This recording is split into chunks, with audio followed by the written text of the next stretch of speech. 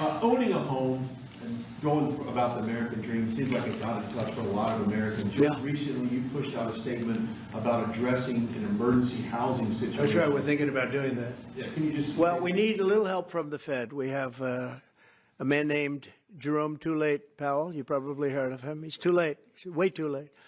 And the economy is so strong that it's pushing through that. Normally, it would have been much tougher, but we're doing so well that we're pushing through it. But it makes it very hard for people to get mortgages because too late is too late. Very simple. He's too late.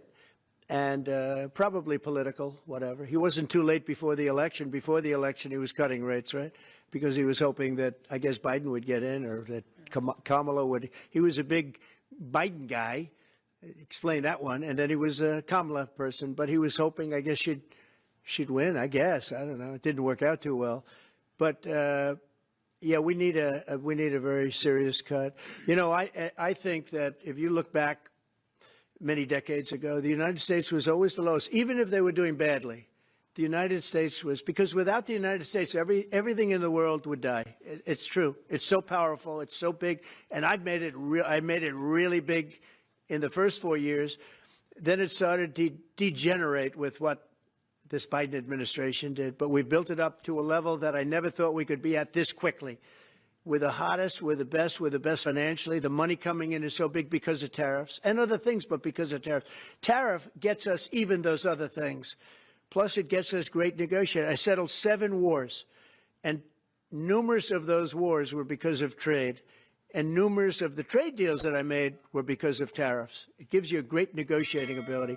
If that ability were taken away from us by a liberal court acting on essentially foreign nations asking to get help from the United States government, when they've been doing this to us for 40 years, that's why we have $38 trillion in debt. We won't have it for long if they let us, if they allow us to do what everybody knows we should be able to do.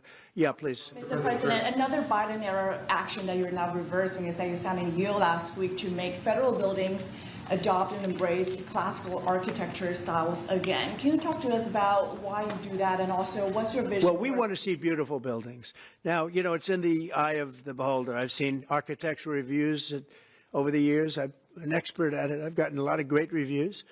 But I've seen buildings that I didn't think were very good get great reviews, and I've seen great buildings get bad reviews.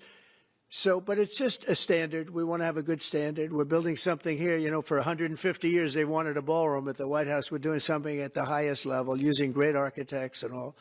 And, you know, it's very exciting. But we have a lot of interesting things happening architecturally in D.C. And D.C. is like a different place. And, you know, even the contractor said, sir, we walked down today, we feel like much safer. It's like a different place. Washington, D.C. is great. Now, we're going to also beautify it. We're going to put a topping on the roads. We're not going to rip them apart and take 4 years to build a road that was exactly the same by the time you build it. But we're going to put toppings. We're going to put new medians in. We're going to get the graffiti off. We're going to put tiles up in the tunnels where the tiles are missing. We'll do the whole tunnel instead of, you know, a little area where you see new tiles, old tiles that never look too good, but they could use it. You know, they've been up for 50 years. They've served their duty. But we're going to make this within about a 20-mile radius from the White House. We're going to have this place spick and span.